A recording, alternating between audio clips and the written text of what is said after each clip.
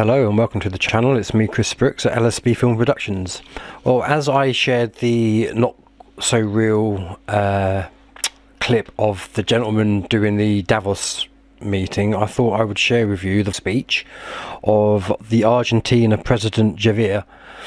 And this is real.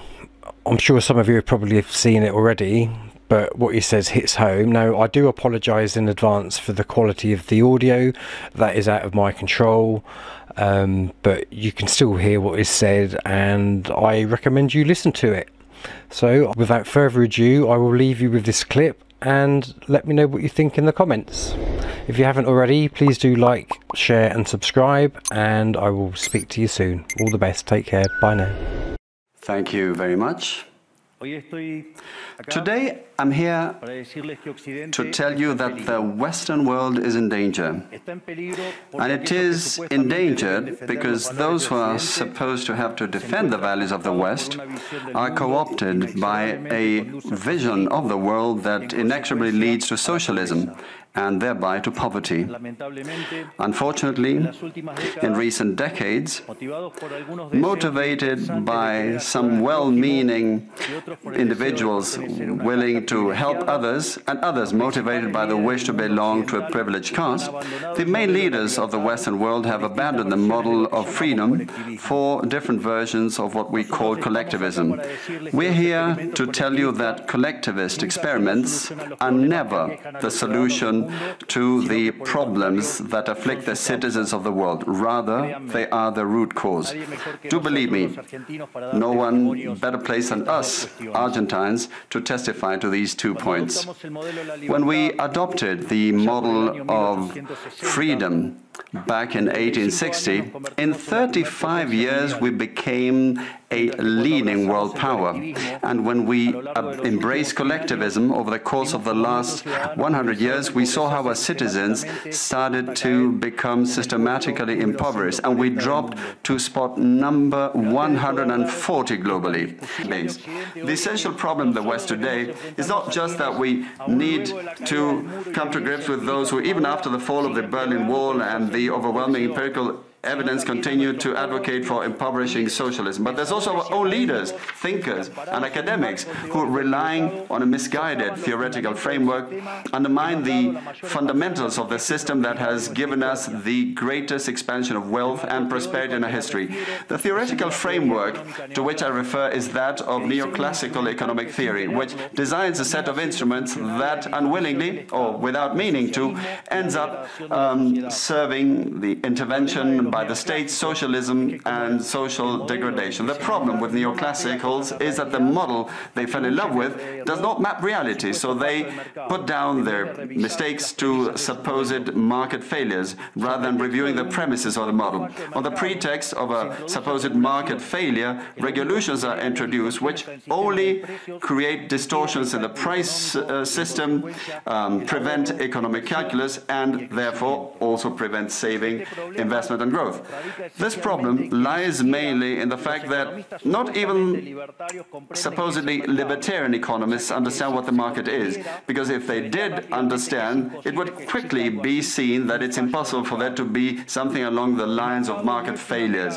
The market is not a mere graph describing a curve of supply and demand. The market is a mechanism for social cooperation where you voluntarily exchange ownership rights. Therefore, based on this definition, talking about a market failure is an oxymoron. There are no market failures. If transactions are voluntary, the only context in which there can be a market failure is if there is coercion. And the only one that is able to coerce generally is the state, which holds a monopoly on violence. Consequently, if someone considers that there is a market failure, I would suggest that they check to see if the state intervention involved. And if they find that that's not the case, I would suggest that they check again, because obviously there's a mistake. Market failures do not exist. An example of these so-called market failures described by the neoclassicals are the concentrated structures of the economy. However, Without increasing returns to scale functions, whose counterpart are the concentrated structures of the economy, we couldn't possibly explain economic growth since the year 1800 until today. Isn't this interesting? Since the year 1800 onwards, with population multiplying by 8 or 9 times, per capita GDP grown by over 15 times. So there are growing returns, which took extreme poverty from 95% to 5%. However, the presence of growing returns involves concentrated structures, what we would call a monopoly. How come then that something that has generated so much well-being for the neoclassical theory is a market failure? Neoclassical economists think outside of the box. When the model fails, you shouldn't get angry with reality, but rather with the model and change it. The dilemma faced by the neoclassical model is that they say they wish to perfect the functioning of the market by attacking what they consider to be failures. But in so doing, they don't just open up the doors to socialism, but also go against economic growth. An example, regulating monopolies, destroying their profits and destroying growing returns automatically would destroy economic growth. In other words, whenever you want to correct a supposed market failure inexorably, as a result of not knowing what the market is, or as a result of having fallen in love with a failed model, you are opening up the doors to socialism and condemning people to poverty. However, faced with the theoretical demonstration that state intervention is harmful and the empirical evidence that it has failed couldn't have been otherwise, the solution to be proposed by collectivists is not greater freedom, but rather greater regulation, which creates a downward spiral of regulations until we're all poorer and the life of all of us depends on a bureaucrat sitting in a luxury office. Given the dismal failure of collectivist models and the undeniable advances in the free world, socialists were forced to change their agenda. They left behind the class struggle based on the economic system and replaced this with other supposed social conflicts which are just as harmful to life as a community and to economic growth. The first of these new battles was the ridiculous and unnatural fight between man and woman. Libertarianism already provides for equality of these sexes. The cornerstone of our creed says that all humans are created equal, that we all have the same unalienable rights granted by the Creator, including life, freedom, and ownership.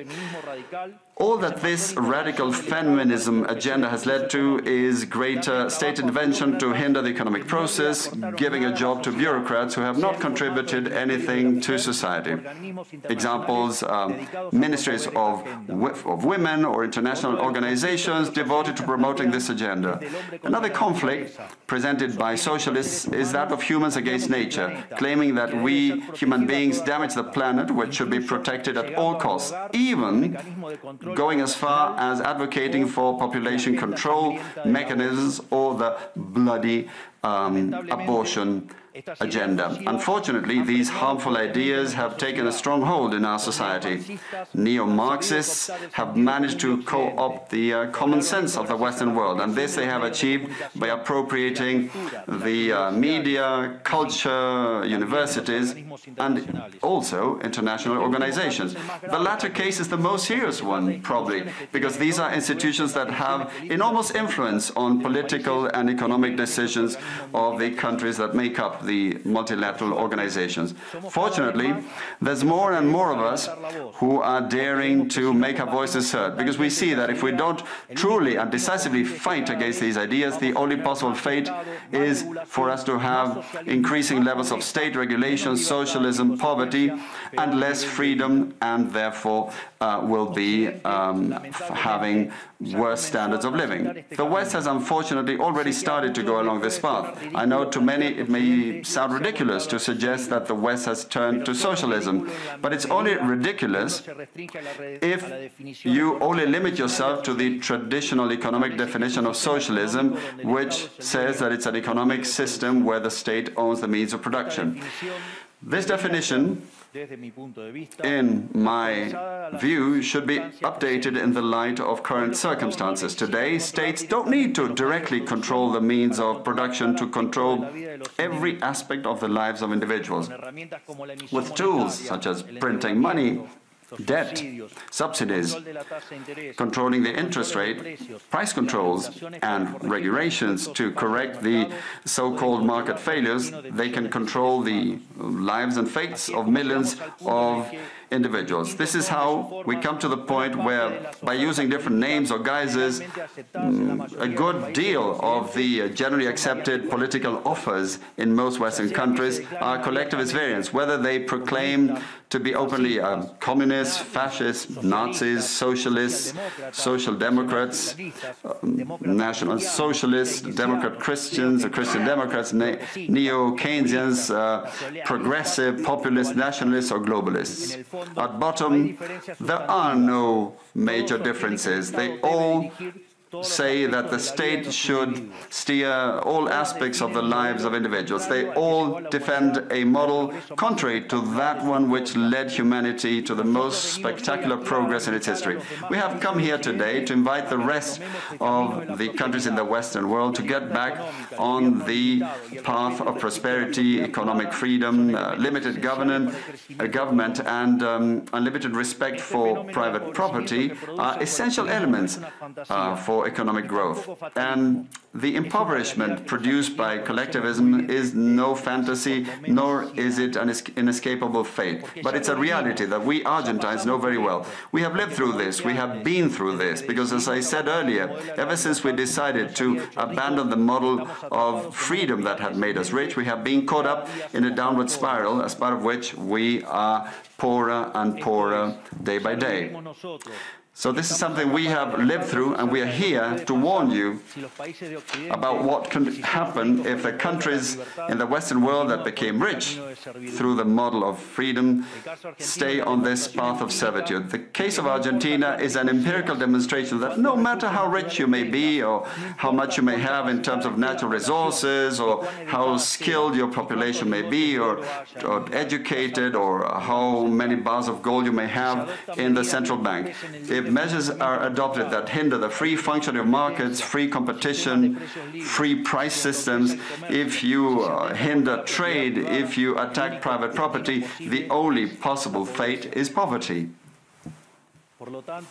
Therefore, in concluding, I would like to leave a message for all business people here and for those who are not here in person but are following from around the world. Do not be intimidated either by the political class or by parasites who live off the state. Do not surrender to a political class that only wants to stay in power and retain its privileges. You are social benefactors, you're heroes, you're the creators of the most extraordinary period of prosperity we've ever seen. Let no one tell you that your ambition is immoral. If you make money, it's because you offer a better product at a better price, thereby contributing to general well-being. Do not surrender to the advance of the state. The state is not the solution. The state is the problem itself. You are the true protagonists of this story. And rest assured that as from today, Argentina is your staunch, unconditional ally. Thank you very much, and long live freedom. Damn it.